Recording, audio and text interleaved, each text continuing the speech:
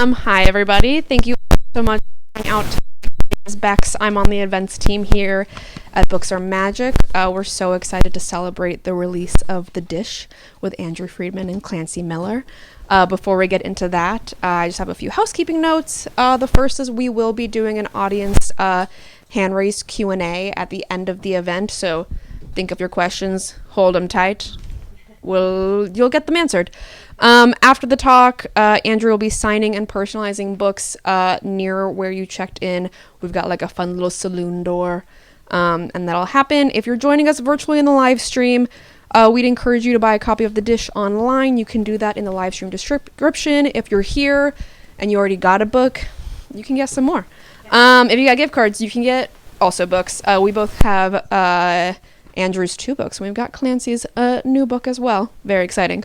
So Dish, tonight's star of the show, follows one restaurant dish all the way back to its origins, tracing every hand that's ever touched and labored over a meal to create a 360-degree look at our food supply through the lens of one dish. Andrew Friedman, tonight's author extraordinaire, is the author of Chefs, Drugs, and Rock and Roll, and producer and host of the independent podcast Andrew Talks to Chefs, currently in its 6th year. He is also the author of Knives at Dawn, co-editor of the anthology Don't Try This at Home, and co-author of more than 25 cookbooks, memoirs, and other projects with some of the U.S.'s finest and most well-known chefs. Additionally, he is an adjunct professor with the School of Graduate and Professional Studies at the Culinary Institute of America. An avid tennis player, he co-authored American tennis star James Blake's New York Times bestselling memoir, Breaking Back, and was for several years a tennis magazine editor-at-large. Lives in Brooklyn. We love. Clancy Miller. Clancy Miller's tonight's conversation partner is the author of For the Culture, Phenomenal Black Women and Femmes in Food. She also wrote Cooking Solo and is the founder of For the Culture, a magazine celebrating black women and femmes in food and wine. After graduating from Columbia and working in international development in French Polynesia, she earned a diplôme de patisserie from Le Cordon Bleu Paris and apprenticed in the pastry kitchen at the Michelin-starred restaurant Talavant. Great. I did not practice as much as I should have. She later joined Le Cordon Bleu's recipe development team, during which she was featured on Food Network. Now based in New York, she continues to write about food and has contributed to the New York Times, Vogue, The Washington Post, Food and Wine, Sherry Bomb, Bon Appetit, and Food 52. She was honored as a 2022 IACP Trailblazer Awards winner and also lives in Brooklyn. We love representation. Without further delay, please join me in welcoming Andrew Friedman and Clancy Miller.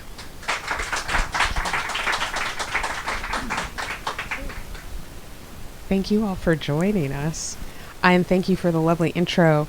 Andrew, I love that the idea for this book came to you in a dream. The subtitle pretty much says it all, but can you tell everybody what this book is about and why you wrote it? Yeah, thank you. And thanks for being here, Clancy. I appreciate it. We just met like 3 weeks ago for the first time. So I say this in the introduction to the book. I woke up one day, I had the idea for the book, pretty fully formed. And as Beck said in the introduction, what the book is it's told during a dinner service in a restaurant in Chicago, and it follows one dish from the time it's ordered all the way through its process in the kitchen with all the cooks who work on it until the moment where it's delivered to the table that ordered it. And along the way, the easiest way I know how to explain this, the quickest way, is it's like a Quentin Tarantino movie. So the service is sort of the present tense of the book. And then as different people are dealing with different ingredients in the kitchen, there's like a breakaway profile, either of that cook or the dishwasher or whomever, and also of the farmers that raised or grew the different ingredients. There's a section I really like about the delivery driver from one of the farms. And honestly, I just, I felt like it was time for people to know people other than the chef. I actually had this idea before the pandemic, but very early in the pandemic, maybe I think right around that time, like maybe in April or May 2020, there were a lot of articles at places like Eater about, how come we only credit people who have ideas for dishes, like, in the head note of a cookbook or on an Instagram post, but, they're never thanked on the menu, or nobody and having spent a lot of time in kitchens collaborating with chefs or interviewing them for my show, I've gotten to know line cooks. There are dishwashers I know, places that have an in-house butcher. I know those people. I know a lot of servers around town, and I also profile a server in the book, and I've been to a lot of farms. So that's where the idea came from. And I'm also, I don't know how many people here know the name John McPhee, but he's done a lot of stuff over the years, one of my writing heroes, mostly for the New Yorker.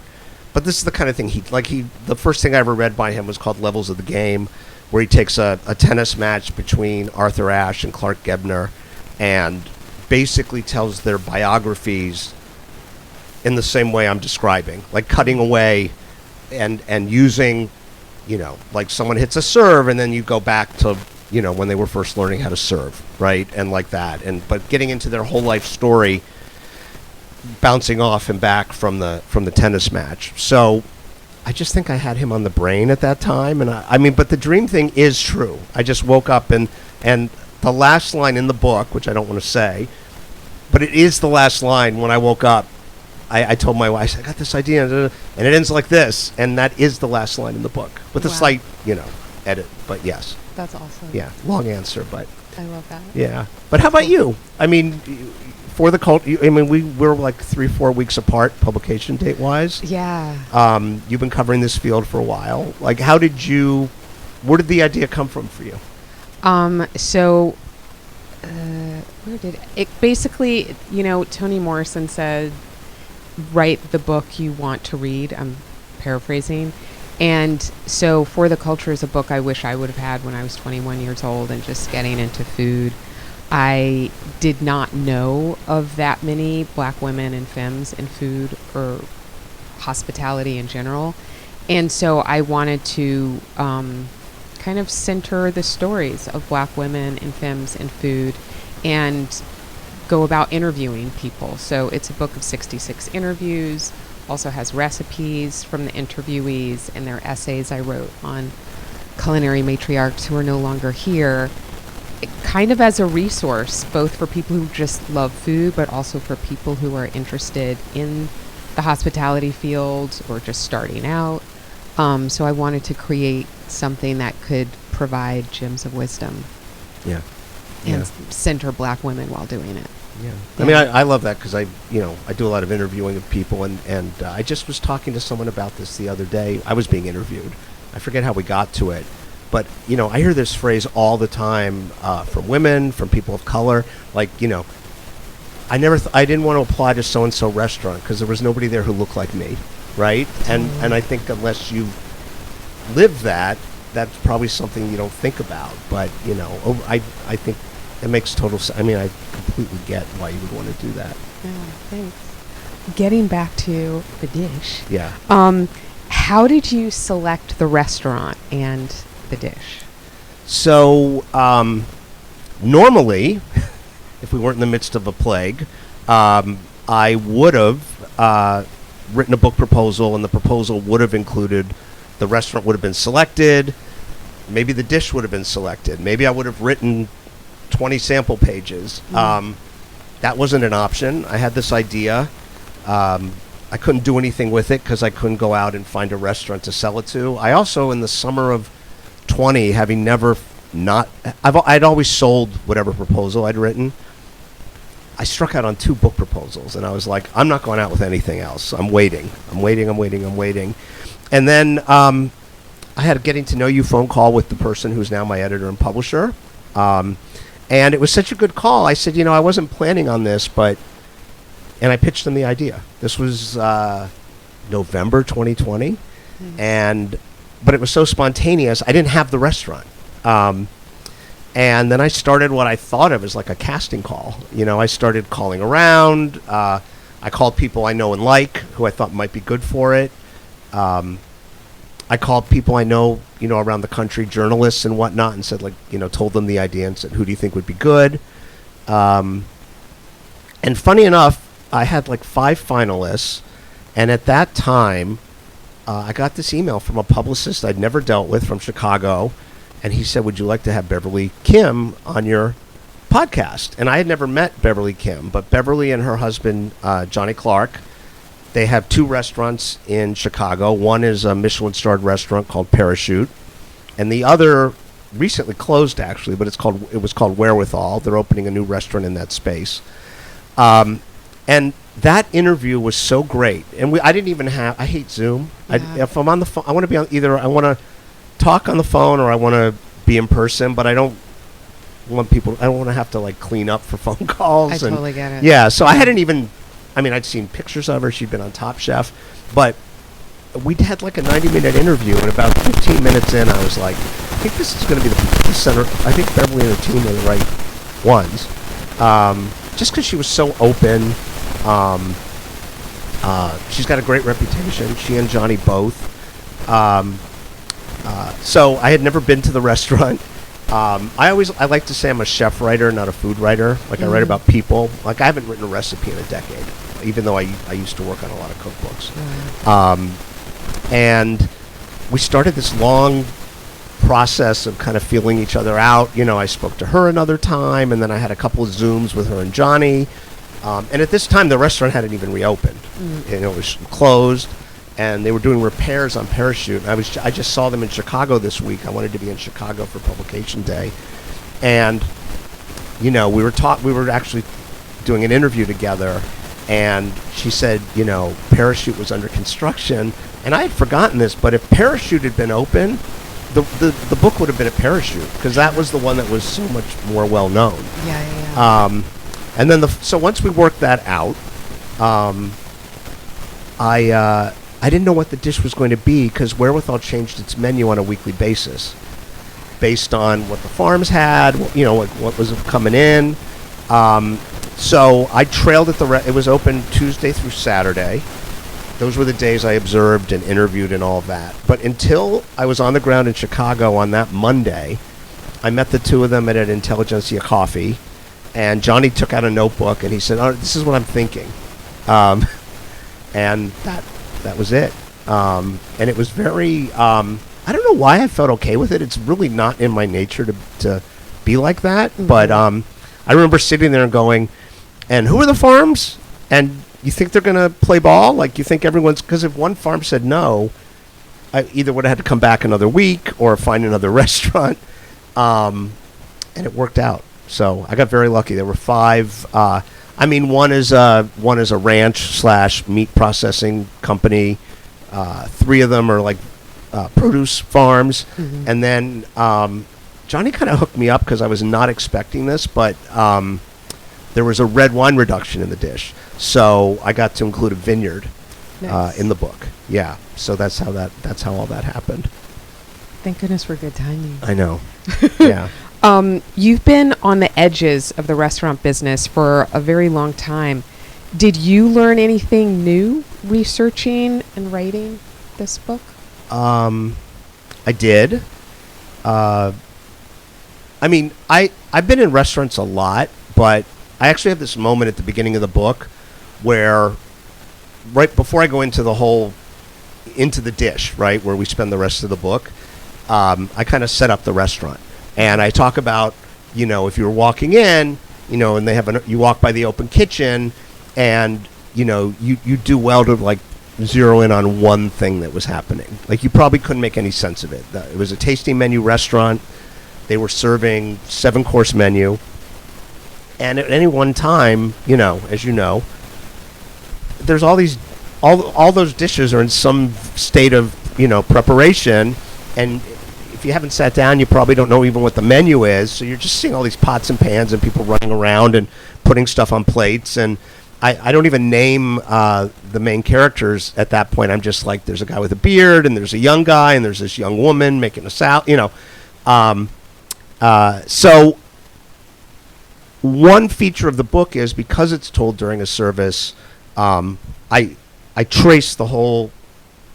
It's focused on this one dish, but I periodically explain, in just a few paragraphs, what each dish is, who does what the prep was like, and then how it all comes together, how the chef who's expediting, which is, standing at the pass and telling people when tables are ready for their dishes, how that system works.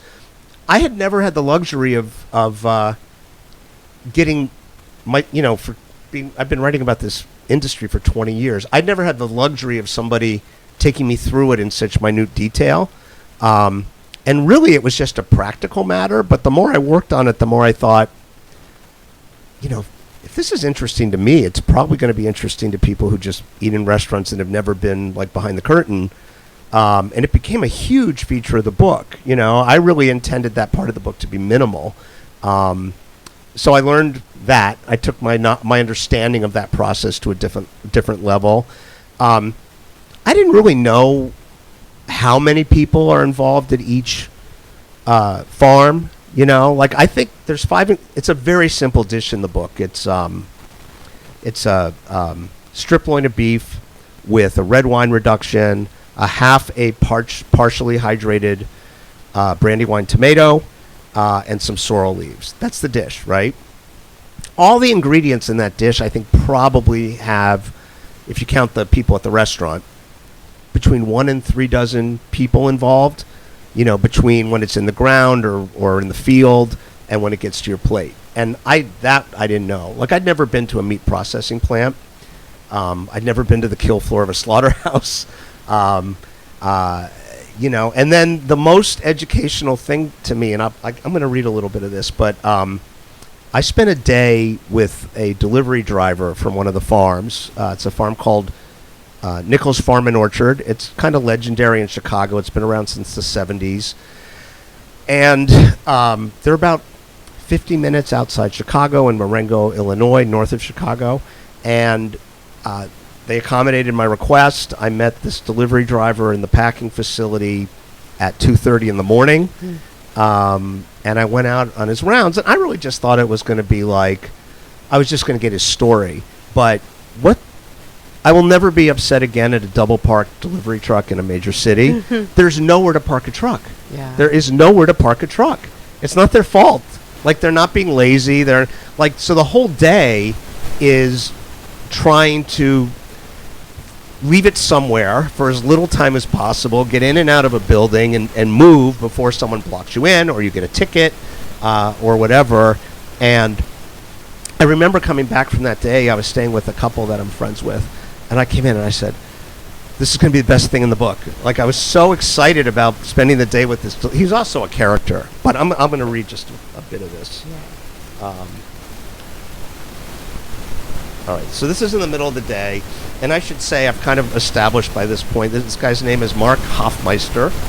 I went to the publication party the other night in Chicago. I was delighted that he was there. And by this point, I've kind of established that he's great sense of humor. He's cool as a cucumber, and he has this. I say he probably reminds you of your favorite camp counselor, because he's just this affable guy. Everyone loves him. He's really extroverted. So this is a moment where we walk into one of the kitchens with some stuff. Morning, you guys, Mark bellows as we roll into the kitchen. A narrow galley where a handful of cooks wearing pandemic-era surgical masks, parentheses, we put ours on, are already hard at work with the morning's prep, slicing vegetables, butchering fish and meat, sautéing that which can be sautéed in advance, cooled, and reheated during service. I bought you a bunch of great stuff, Mark continues, tipping the two-wheeler forward, then back to ease the cargo off. Great fruits and vegetables for you. The team smile and nod.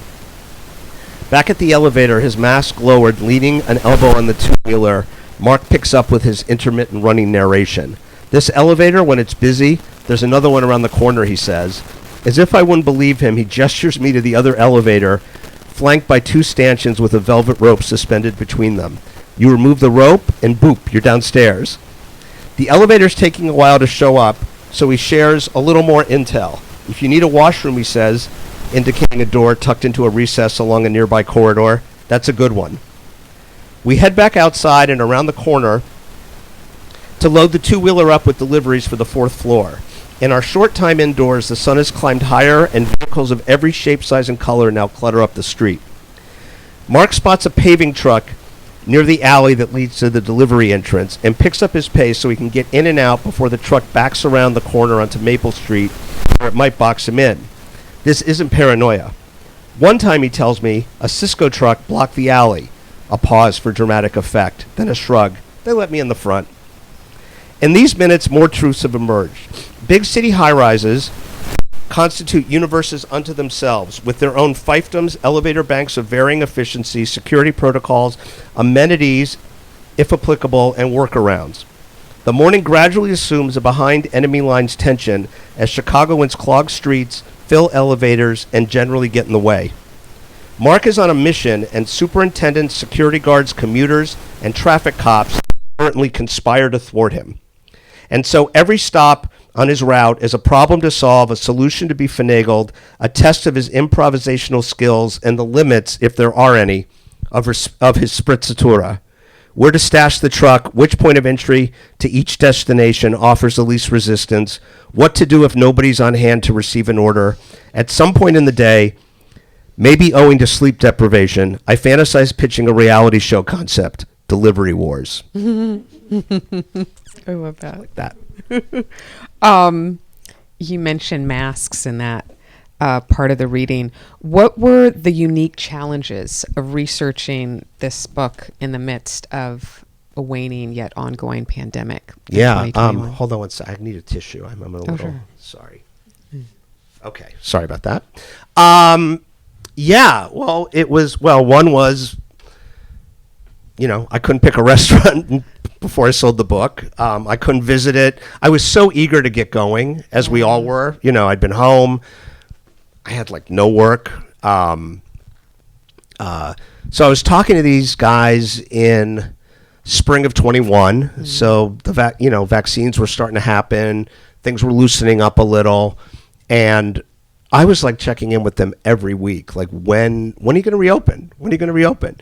And they wanted a little bit of lead time to get things up and running. They were also breaking in a new chef de cuisine, which for people who don't know, that's kind of, there's two chef owners at this restaurant. And then the chef de cuisine is kind of the day-to-day chef who runs the restaurant. They had just brought her on. She was not there pre-pandemic. So she was getting used to it. They were all getting used to each other. So a month in, I showed up. But a lot of stuff was still being calibrated. At one point I said, because they changed the menu every week, I said, do you guys have a playbook of stuff? I know it's a different menu every week, but are there building blocks that you go back to? And they said, well, not yet, she just got here, it's we're figuring it all out. And that's when I was there.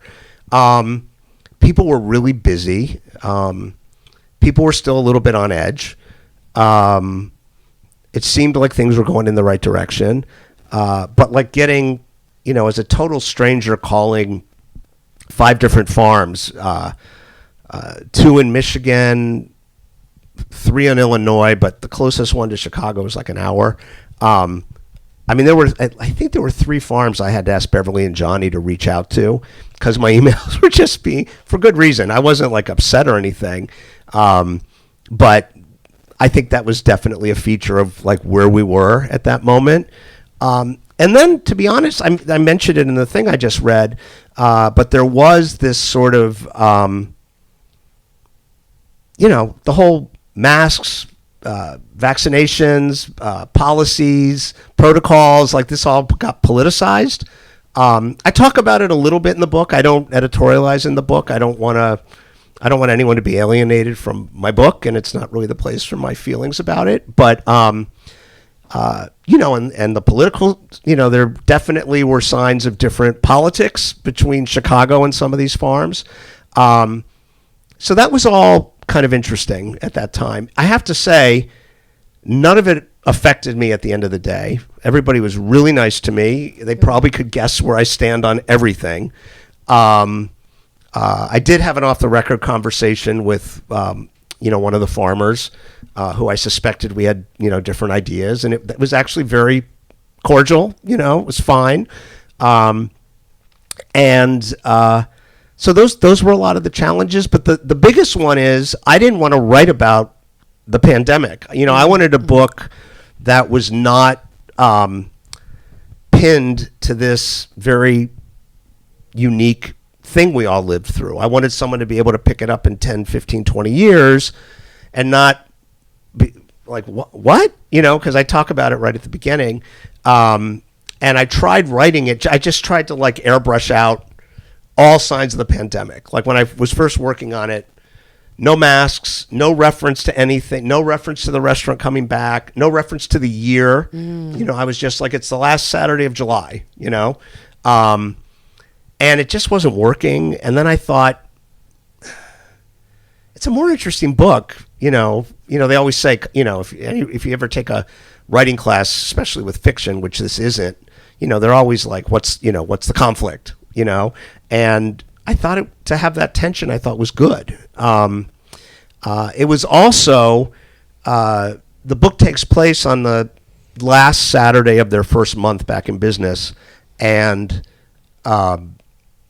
it really felt optimistic. You know, I was able to get somehow one of the, is it epigraph or epigram at the beginning of the book? If you have a quote, I think it's epigraph. Yeah. So thank you. So I have like 3 quotes at the beginning of the book. And one of them is from Thunder Road, show a little faith, there's magic in the night. Bex, that's for you. But that's what it felt like. You know, they did 92 covers or served 92 people that night. They had not even done close to that. There was a real excitement going on. So, but that's as the book unfolds. I'm going to just read. This is actually the beginning, so it can't even possibly be a spoiler. But this is the very beginning of the book, just to give a sense of what I'm talking about. Holly Knox, host of Wherewithal, a 50-seat restaurant of steel glass, blonde wood, and exposed brick, leans in its doorway, eyes trained skyward at clouds, dark as doom, gathering over Chicago, eclipsing the sun. The forecast failed to predict it, but at 4:30 p.m., this midsummer day has apocalyptically become night, and there's no question a storm is going to fuck. The Ariel Dam has burst, and here it is already. Just like that, the city is under Hydra assault. Strangers huddle close under awnings, cars decelerate to a wary crawl, raindrops splatter like water balloons against Wherewithal's rectangular bank of dining room windows, turning the view from within impressionistic. Inside, in anticipation of the night's first guests, a handful of servers costumed in crisp white dress shirts and blue aprons zhuzh the dining room. In the open kitchen, a trio of cooks load for bear, stocking lowboys with trays of butchered fish and meat, their stations with extra side towels. Everyone presses ahead in denial of the deluge until a leak in the kitchen ceiling forces the issue. A team member races upstairs to the gutted, vacant apartment above and secures a linoleum square over a breach in the floorboards, impeding the flow, a stopgap in an age of stopgaps. It's Saturday, July 24, 2021, and Wherewithal, like most surviving restaurants, could use a break. The COVID-19 pandemic has plagued, literally, society for more than a year, forcing a nationwide industry shutdown that began in March 2020 and to date has claimed close to 100,000 American restaurants and bars, along with more than 4 million lives worldwide. In recent months, vaccines have been making their way into arms, especially in liberal strongholds like Chicago. And with worrying variants yet to materialize, life has been lurching toward normal, including a guarded revival of indoor restaurant dining. Johnny Clark and Beverly Kim, the married couple who are the restaurant's co-chefs and own both the restaurant and the building that houses it, recently stopped requiring staff to wear microbe-impeding masks. Still, on pleasant evenings, they keep the back door, which leads to a cozy concrete courtyard and a private event space and office on its far side, open for the reassurance of ventilation, which now won't be possible for hours.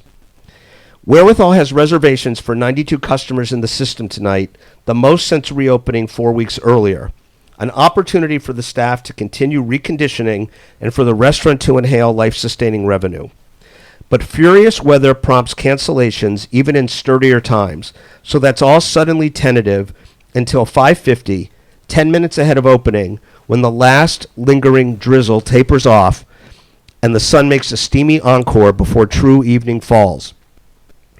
Around the corner on residential North Albany Avenue, toddlers and stoop sitters reemerge from modest houses packed into overgrown subdivided lots. And somewhere down there, a lone songbird chirps, marking itself safe. For now, things have taken a beneficent turn, and Wherewithal and its team have all anyone could ask or expect of the summer of 21, a chance. So that's how it starts. It's a great start. Yeah. Thank you. Thank you very much. How typical is the restaurant's devotion to sourcing from area farms? I mean, I can't point to statistics, but there's a lot of restaurants, especially in cities like New York, Chicago, Los Angeles, San Francisco, who are very committed to buying from area farms. There's a lot of restaurants who get everything, off a truck from a national food supply company. It's not nearly as fresh. The quality's probably not as good. I really wanted a restaurant that operated this way. I mean, to the point where there was someone, I'm very good friends with this person, and he was on my list, and he's in Boston. But even him, there's a company. Do people know the company D'Artagnan? Mm-hmm. Mm-hmm. I mean, they do stuff. They have great stuff. But like he got his, there was a chicken dish we were talking about maybe being. So I could have had the certainty of what the dish was.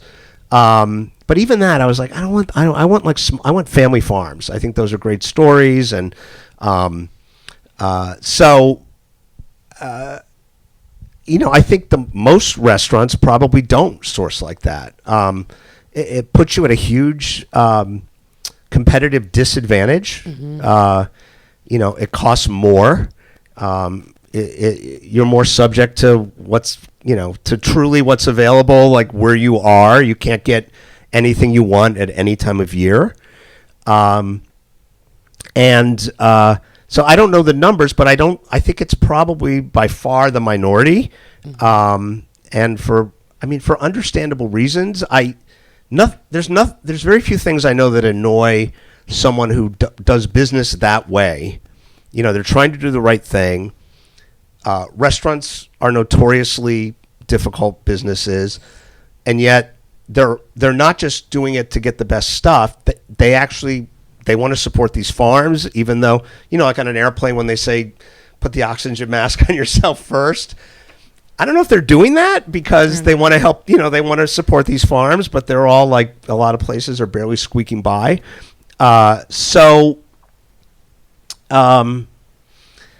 Yeah, but anyway, that was something.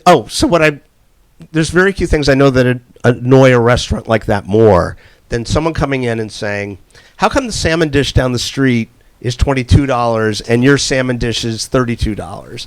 Well, the answer's probably sourcing. That's a big piece of it. It could also be the kind of benefits, if any, that they're offering, or maybe they pay slightly more, but it's probably because they're spending more on the ingredients.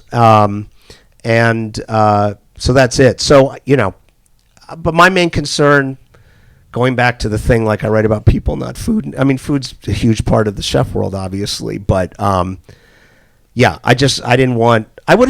Maybe I would have taken one like really industrial thing, but I never found anybody who buys like 4 of the 5 ingredients in a dish from a local farm and then but gets its whatever off a Cisco truck. I never came across someone like that, because it might have been interesting to go. I mean, I thought about maybe going to one of these big companies if they would let me in and just writing about it as like, hey, not every restaurant operates this way. Let's go look at a place like this. I don't know. As I'm saying it, maybe I should have done that. Wow. Yeah, I don't know. I kind of liked being kind of locked in where we were, in Chicago and like 100-mile radius. Yeah, I think you picked the perfect place. Your reading just kind of touches on this, but we get to see a menu come together in this book, much of it in screenplay form. And I'd like to know, why did you choose to depict it this way? And can you speak a bit about the restaurant's creative process as well?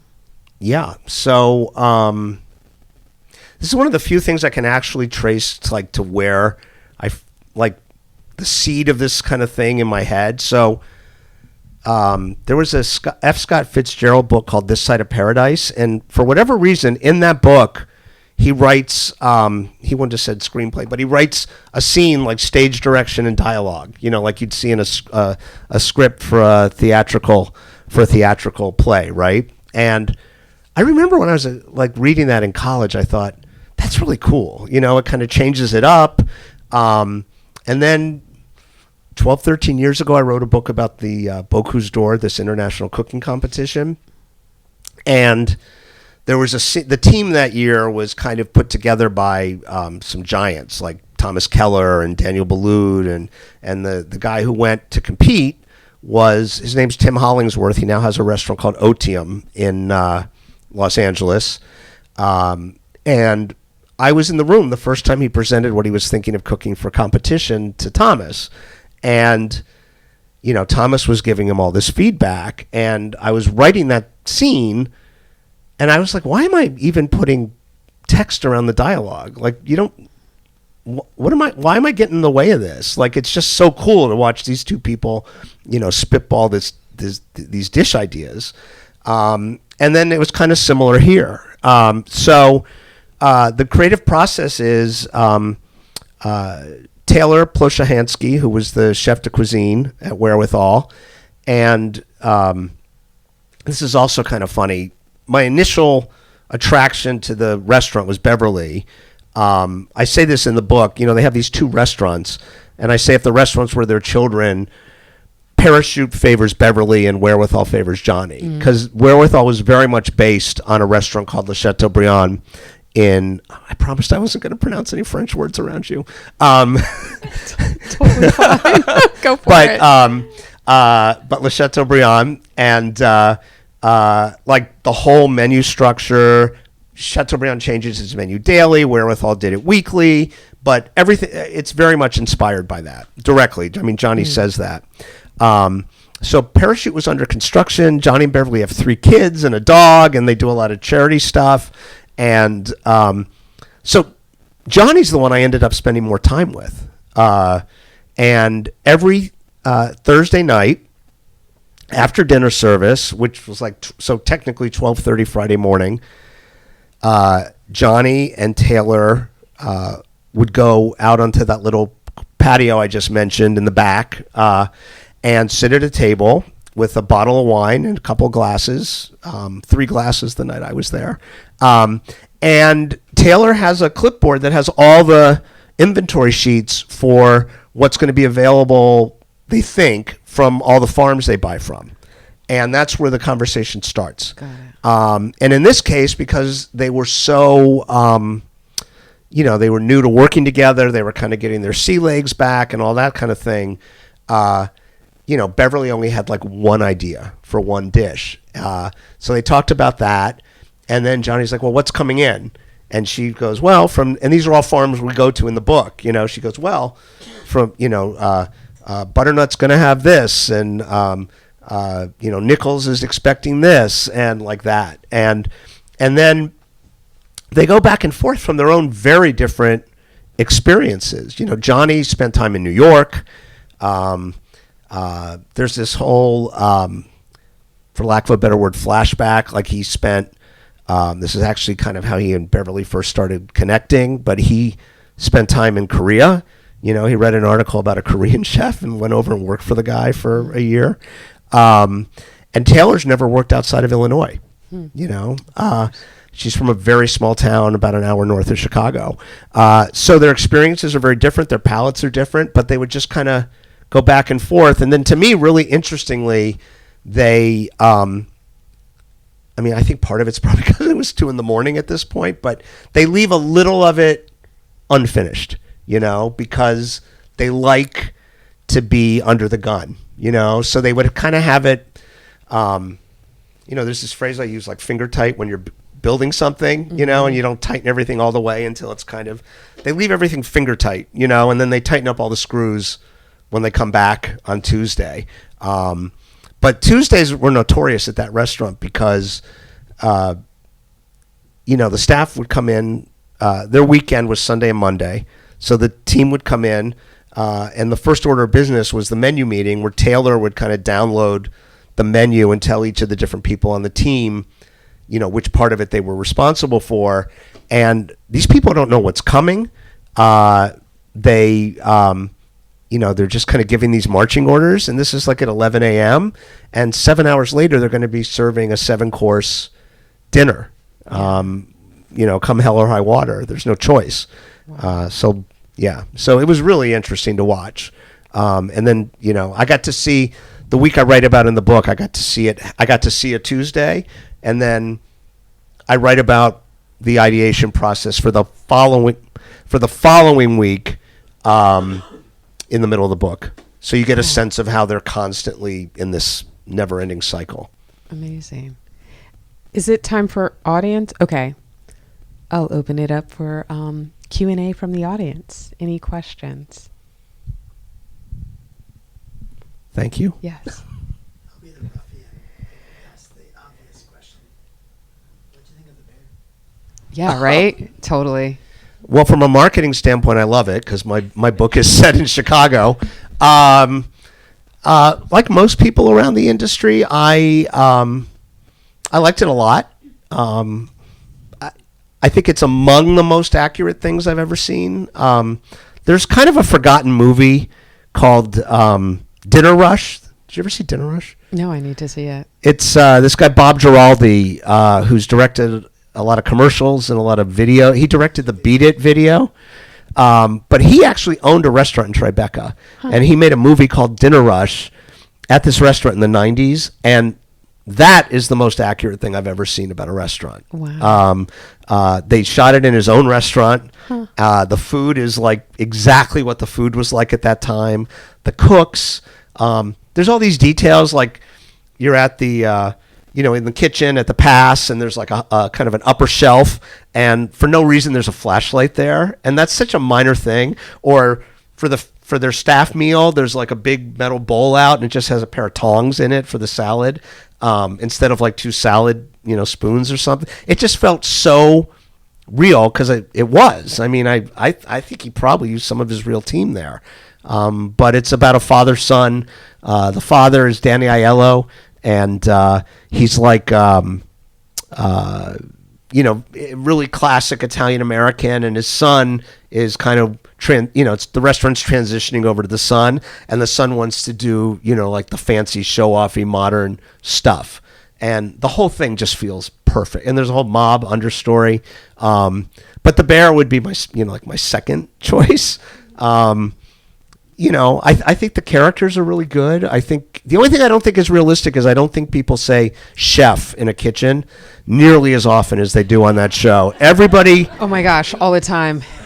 but everybody calls everybody chef on that show, like all the time. And it feels a little extreme to me, for reasons I don't understand. About the bear? I like the second season more than the first season. The first season, I was just like, I didn't, as a person who's worked in a kitchen, I was kind of like, been there. And I found it not that special, but I slowly made my way through the first season. And then the second season I thought was pitch perfect. I think I had the reaction to the second season that a lot of people had to the first season. No notes on the second season. Yeah. Any other questions? Yes. And I'm sure you go into it in the book about eating the meal, but from the perspective of working on the book and not knowing what it was going to be like to eat the meal, what was that like in your mind? You mean coming into it, or while I was So, at? like when you actually, I assume you sat down and ate. I did. One of the only night I didn't spend in the kitchen was the night I came in and had dinner. So in the mindset of I'm working on a book about this meal, like was that? Oh, different? it was actually, like, everything felt very important, in a way. Like I felt really. That's a really good question. I felt like there was a pressure on me to have a response of some kind, which I mean, if you go out for a dinner like that, I mean, that restaurant was very modest for what it is. It was $85 a person for a 7-course tasting, and they kind of change it up every week. So you're not, huh? It's like McDonald's now. But you're not really expecting, these aren't dishes. These aren't like signature dishes. They aren't things that have been honed for years.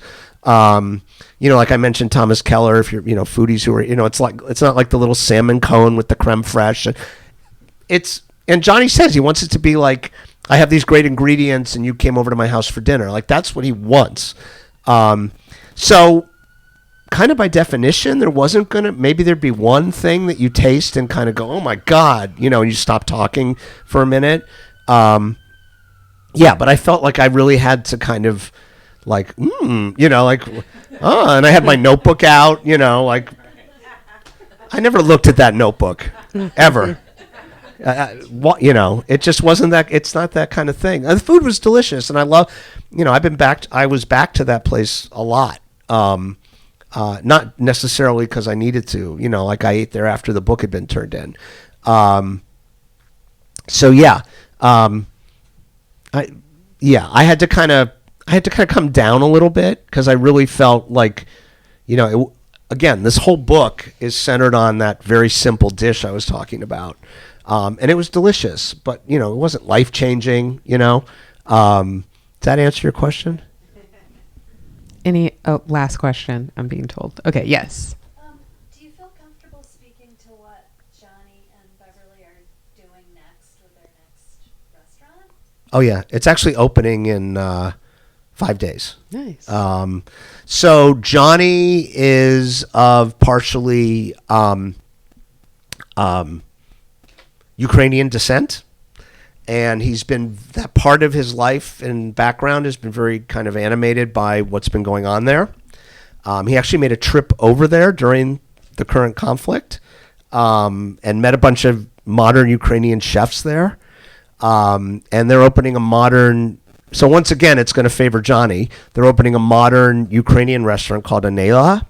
I think it's Aneyla. And that's opening next Tuesday. They're taking reservations. If I wasn't going to be in Miami doing a book event, I would have flown back I was just in Chicago, but I would have gone back for the first night. But I'm really excited to see it. They own the two spaces. They're not, if anyone knows Chicago, it's in a neighborhood called Avondale, which is a very old working class Chicago neighborhood. It's not at all downtown or in any of the big restaurant hubs, so they were able to do that, and so they had the play. When I say that it closed, it could have been a lot worse because they own the building. So they came up with a new concept and they've redesigned. I've seen some pictures, but that's what they're doing, and I'm really excited to see it because I personally believe if the food is that personal to you, whether or not they do a whole big spiel, on all the dishes and talk about how Johnny feels about it or whatnot, like he knew his Ukrainian grandmother. I'm sure there's very personal associations with some of the dishes, and I just think that can't help but make the food more compelling. Even if you don't know it. I was talking to a chef a couple of years ago in Connecticut, and he used this phrase that you hear all the time. He said, I like dishes that have a story, and you hear this all the time. And I said, what does that mean? You're not telling the story. What do you mean it has to have a story? He goes, well, I didn't say tell the story. I said it has to have a story, which is what I'm kind of saying. I think that makes a difference. In ways that I don't even know if I could put words to, but I just think it does. Cool. I think that's it. Yeah. Okay. Oh, can I say one last thing real quick? Okay. So as mentioned before, Clancy's book, For the Culture, is also here. The one thing Clancy didn't say when she was talking about it is, in addition to the profiles and the subject and all of that, the portraits in the book are stunning. So you should at least look at it, and you may want to buy it and have her sign it. But it's a really stunning book as well. Thank you. Yeah, of course. Let's give them a huge round of applause. Thank you both.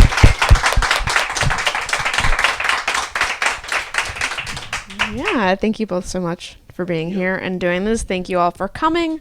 Just a few last reminders. Andrew will be signing over there. My coworker Jules is pointing to the area. I'm going to come through with post-it notes and get the spelling of your name. I know Andrew probably knows you, but please just give me your name anyway.